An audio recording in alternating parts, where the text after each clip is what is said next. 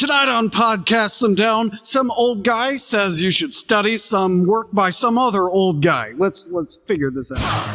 Cast them down. Hail, Metal Nation! It is I, Tim. This is Podcast Them Down. Joining me this week, or as often, I don't know, joining me as usual, is Mike. Now that is a flawless introduction. But Perfect. Today you're appearing as the expert. So, I think I have to credit Metal Injection with this article I found. That Okay. Well, it found me. I didn't go looking for it. Steve Vai says, strapping young lads alien should be studied. Quote, it is as intense of an offering I've heard anywhere. So, the article goes on to say Steve Vai and Devin Townsend teamed up for Vai's 1993 album Sex and Religion. Mm-hmm. Devin Townsend went on to do Strapping Young Lad, and somehow I never got into them ever. You know, probably because they're Canadians and they can't be trusted. Did you know 98% of all Canadians live within 3 kilometers of the U.S. border? Did you know this? Really? Yeah. I did not know this. Yeah, 99%. It's actually increasing as we talk. They're amassing along the border. They're going to come in. Are you sure? They're going to come in through one of the Dakotas so no one notices. Are you sure this isn't? It's like active. Yeah. I got a little active counter analyst here. feedback. Devin Townsend's Canadian. That's the joke. All right.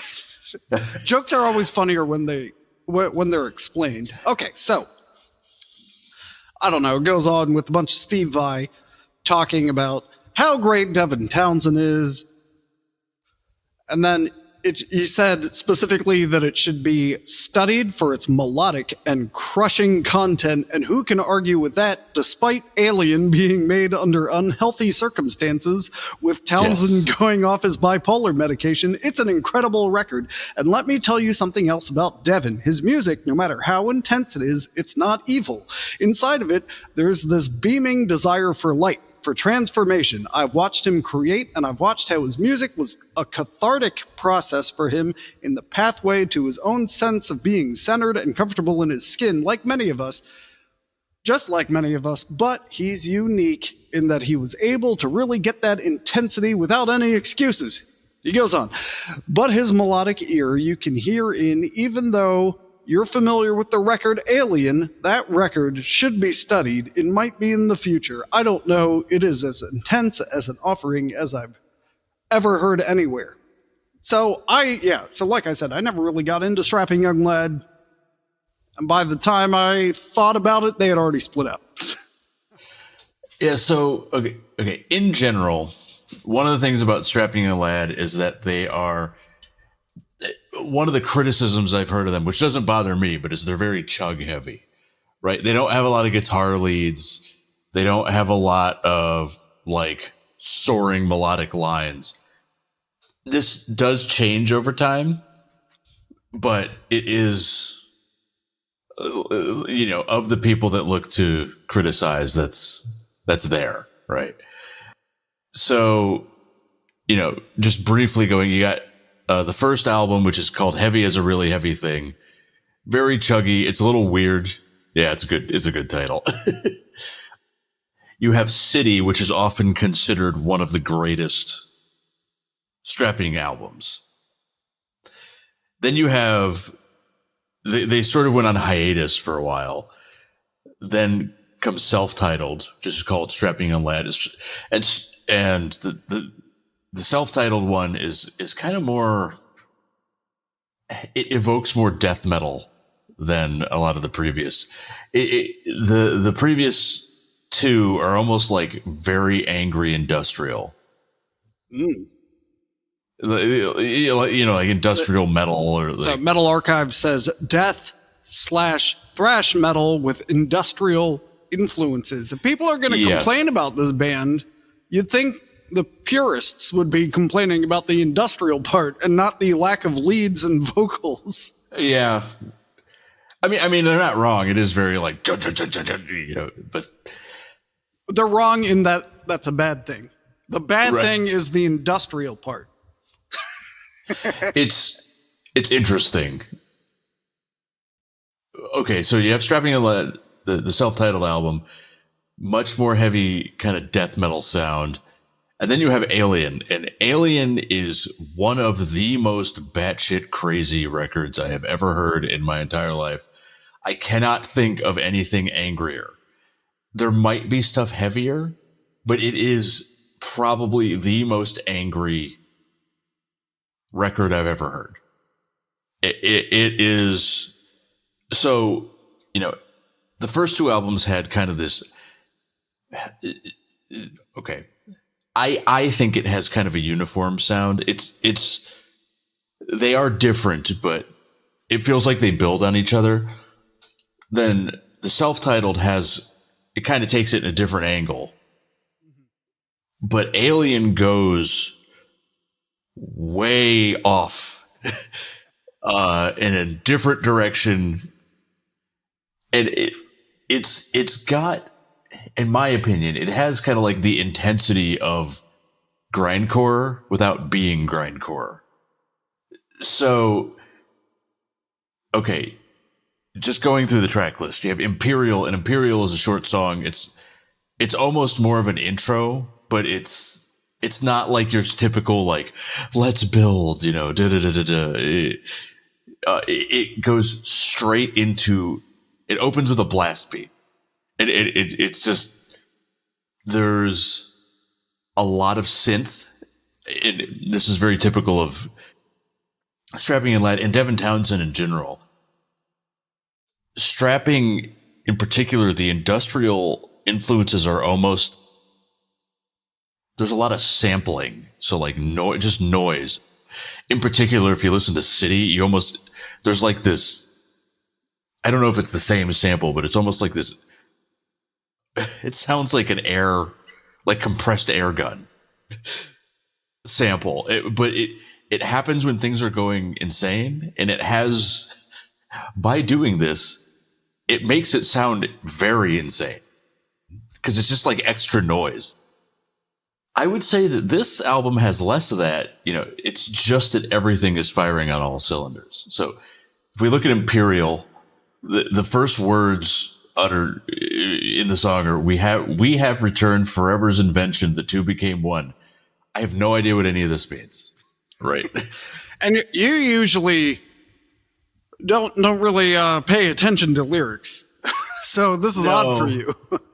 Yeah, it's very hard because at some point they'll break in and you're like, what is going on? Like, what is it that he's talking about? Before I go too much further, another thing that's worth mentioning is that like Devin Townsend as an artist, everything that he produces is a function of like his current life experience. So when he was young and angry, we have Heavy is a really heavy thing in City. Strapping and Lad was kind of done. And then 9/11 happened and there was a lot of upheaval. So then he kind of revived it because he was starting to get angry again. And I don't know exactly what precipitated the whole going off his bipolar meds for this, but he just felt the need to do it. I'm sure there's a better explanation as to why he did it. But yeah, this is definitely like, okay, he's angry and this is his output. So I don't know what made him as angry about this one. Okay, so after Imperial, which is just this short, very fast intro, you have Skeksis. And Skeksis, I actually heard the word recently, and it's a reference to something. Oh, it's a reference to the Dark Crystal. Okay. Like the puppet movie from the 80s? Yeah.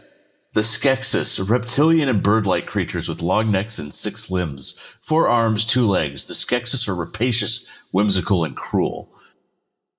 Okay, so Skeksis is this real like driving like. So after going from Blast Beat, you get this real, just hard driving melody. Gene Hoglan's drums here, very hard. I didn't know he was in them. Yeah, Gene Hoglan has been with them since City. He was not in the first album. The other two are Jed Simon and Byron Stroud, who I don't know that have gone on to do a whole lot. I think Byron Stroud was in Fear Factory for a little bit, who's been replaced by Tony Campos, Static X. Jed Simon, I think all of them were Jed Simon.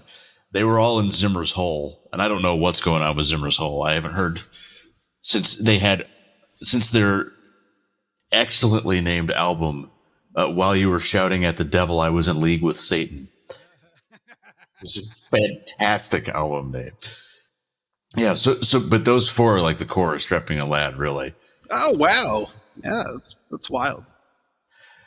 Yeah, so Skeksis, real driving. It's angry, but it's much more vocal focused. But a lot of these things, if you're looking at the lyrics on Metal Archives, you'll see a lot of them are capitalized, and yes. These are usually like it's like a chorus of screaming, like not quite as ridiculous as Black Metal Beach Party, but hey, that's a plug right there. But just taking a sampling of this. I'd like to take it easy. I'd like to think I try. I'd like to think forever. I would not question why. It's like, ooh, be careful with polynomial colors. There could never be an answer. Fight, fucking fight. So it's just very intense lyrically. But, it kind of keeps this rhythm. Then you get Shitstorm. As you can imagine, that's a Sean Cullen song, Shitstorm. I highly recommend you look it up. He goes, in a shitstorm, yeah, the shit's pouring down like rain, and the shit's dripping in my eyes. It's great. It's great. Oh my God, that's terrible. There's no way. There's no way this is as good as that. But I see it starts with the phrase, "You bastard." Yes. You bastard, I hate you. Everything is wrong, and I don't want to fight because I don't know what's wrong or right, but I'll do anything just to get some fucking sleep tonight. And I can't even eat, and I can't even fucking piss. All I've been doing is thinking about God and death infinity. I don't think I've ever thought about something so hard I couldn't piss. Yeah, so this song is intense. It's very, very angry.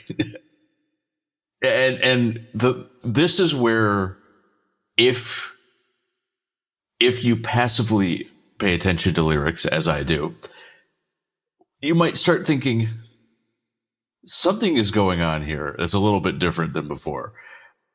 Let's see. I'm in control of the infinite mind and I control infinite power. When every black minute, like it's just very angry, intense lyrically, as well as it's just like blast beat on blast beat, but it's very like it doesn't plod, right? Like it doesn't just stay in one mode. It shifts very frequently. So it's varied. And I think the exact moment is at the very end. He says, now it's science, and math. So it's like, okay, what the hell is going on here? So, okay, you go from there and you go into Love. Love is by far the most commercial song on the record. There's a longer version of this song, which I actually greatly prefer. So it's a little bit of a bummer that that's not what made it to the album. This one is heavy, but it's definitely got more accessibility. But it's kind of, I don't know, the very cynical way of looking at relationships, right? Love is a way of feeling less alone. Oh, love, make way for breeding. but oh yeah, this love, it's all about control, all in the name of love. Like it's just intense, Yeah. as everything on this album. The chorus here is pretty catchy in this one. That's why it's the single.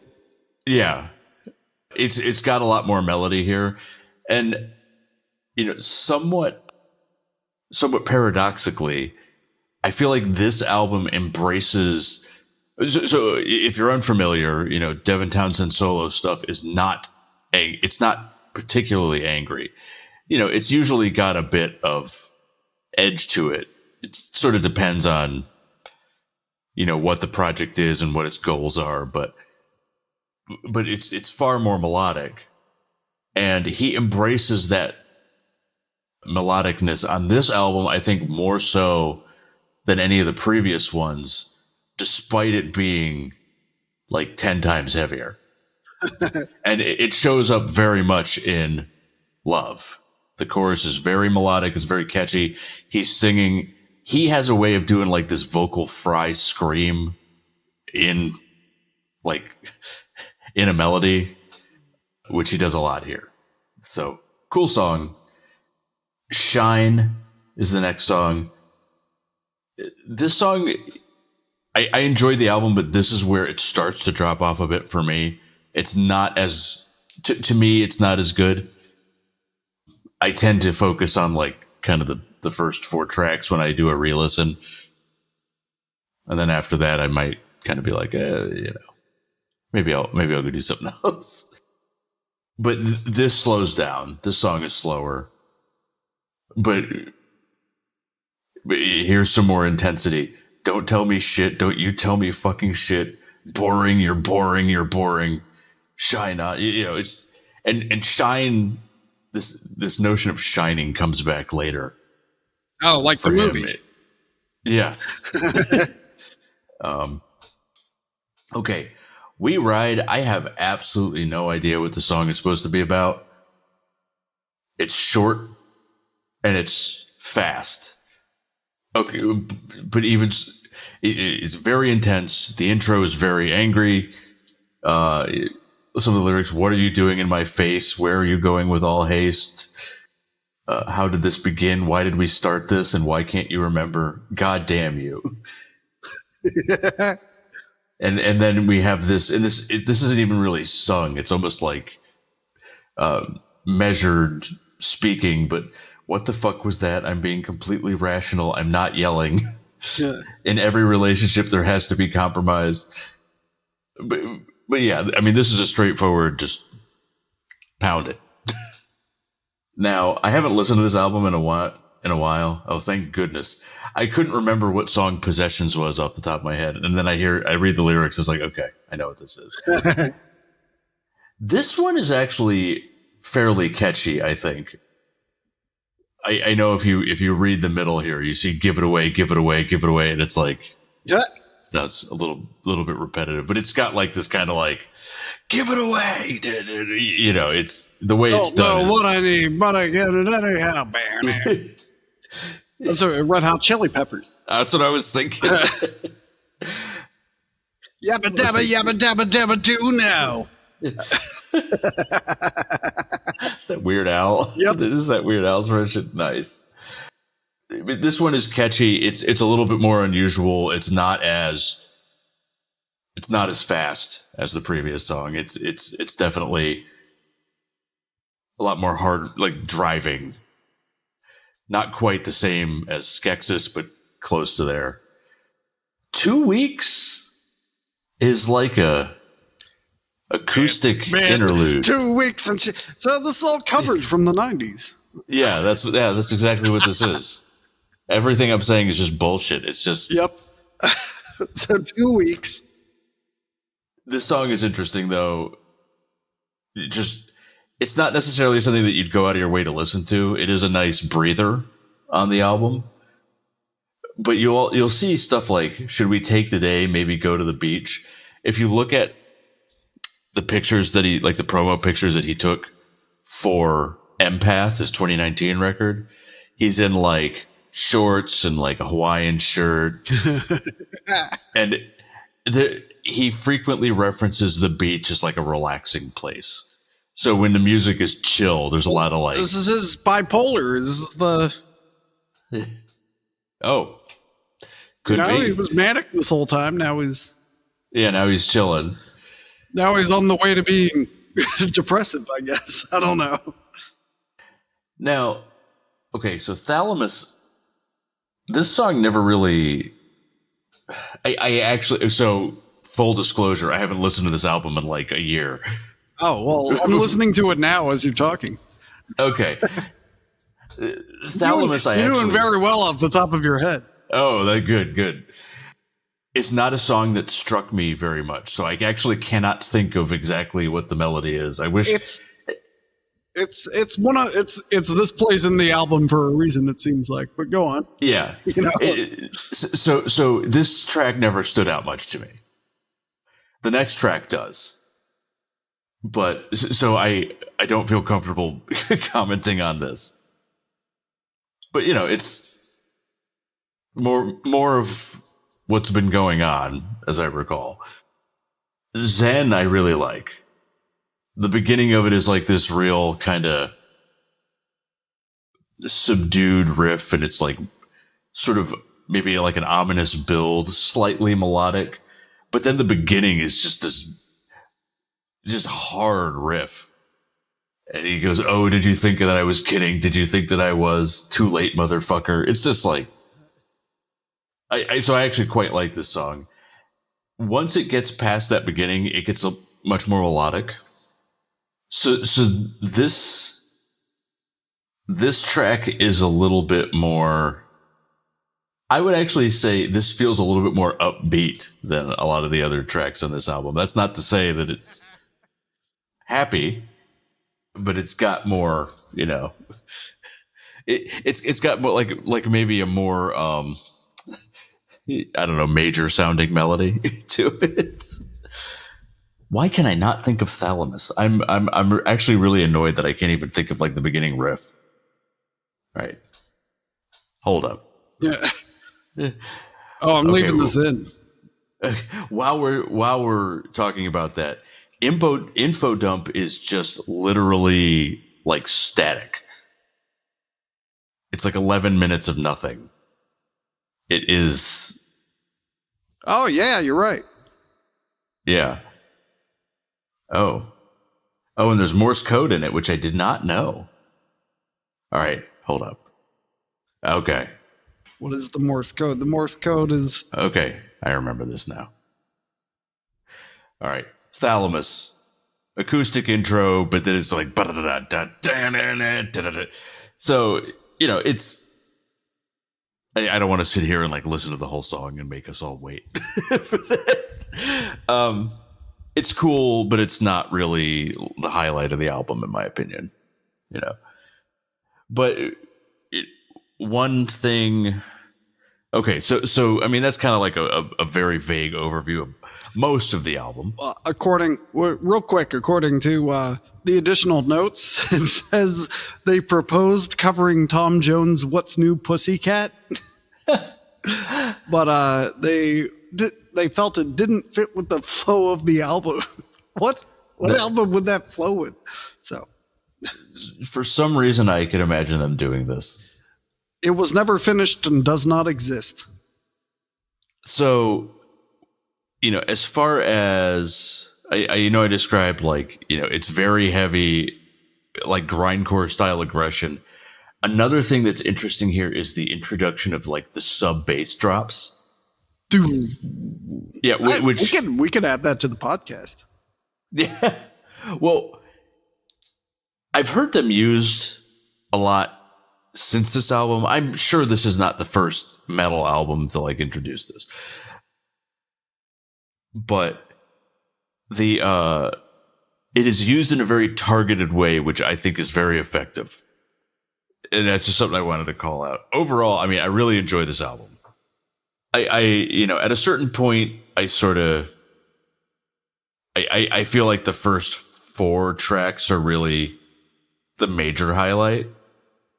There's a lot that's good on here. I mean, We Ride is great. I like Zen. Possessions is pretty good. Like, if it came on, I'd be pretty happy. Let's see. Shine. Yeah, Shine I'd listen to as well. Thalamus I'd probably skip. It's there, but it's not. I think one of the problems is, like, if you heard Thalamus, you'd be like, oh, that's off of Alien. Oh, shit, that reminds me of Shitstorm. I should listen to Shitstorm. You know what I mean? That sort of thing. Well, yeah, I mean, that's about it. Well, looking at the reviews on Metal Archives, there's lots of 90s and a few 100%. So, yeah, the bad reviews, 65% nothing special, really. 79% accessible sound, but may limit appeal. No, it's not accessible. What the hell are you talking about? It's strapping. It's Devin Townsend's wall of sound, just angry. Right. Let's see. I'm looking for the bad ones. Not monstrous, not intelligent, just pointless. Okay, I mean, like, then he goes on to complain about that. What's it called? 2 weeks. Yeah. Yeah, those are all the bad reviews. The rest are 90%, 100%, 95, 94, 88, 93, 91, 90, 89, 75 is like the lowest good review. And then the recent reviews, as in within the last decade, are all 100, 90%, 100. Yeah, I mean, people are liking it. I see why Steve Vai said such a thing. I don't know that it's truly like that influential or that significant, but it is a fabulous album. If you're looking for just pure anger, usually I don't like for my death metal, I want it to be fast and short. Because I get bored after. It's like, okay, yeah, all right, let's get it. But then with this album, things are fast, but then they vary frequently. So I remember I was reading something that's I think Devin Townsend's Wikipedia entry says, like, oh yeah, he specializes in, like, his music features like a lot of polyrhythms and frequent meter changes. And I was thinking about Strapping Young Lad, and I don't know that it really does, but then I thought a little bit more about Alien, and it's like, maybe the tempo stays the same, maybe the time signature is largely the same, but there's lots of infills and just dynamism in terms of the song structure. Things speed up and slow down, and at least in terms of their feel, right? So maybe that is an appropriate way to describe this, but the album is crazy. It's a crazy album, and just watching him perform this, because I got to see him on this tour. It was like, it's good shit. Yeah, this is one of my favorites. I'm a Devin Townsend fanboy, and Alien is just very good. So, well, maybe one of these days I'll get around to actually listening to it instead of skimming through it. So, but interesting. Well, thank you for going through this. Next time I'm angry and I want to break stuff, I won't listen to break stuff. I'll listen to Strapping Young Lad. You should never listen to break stuff. You should never listen to break stuff. Until next time, Metal Nation, keep your young lads strapping. I almost hit the wrong button, but now I hit the right button. Cast them down.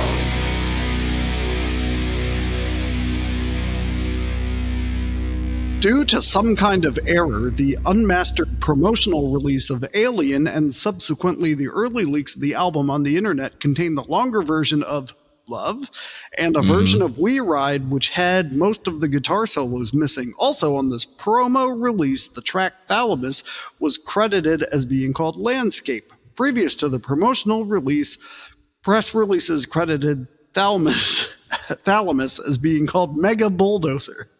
Which I remember that, actually. I was like, where's Mega Bulldozer? Oh, Thalamus. Okay.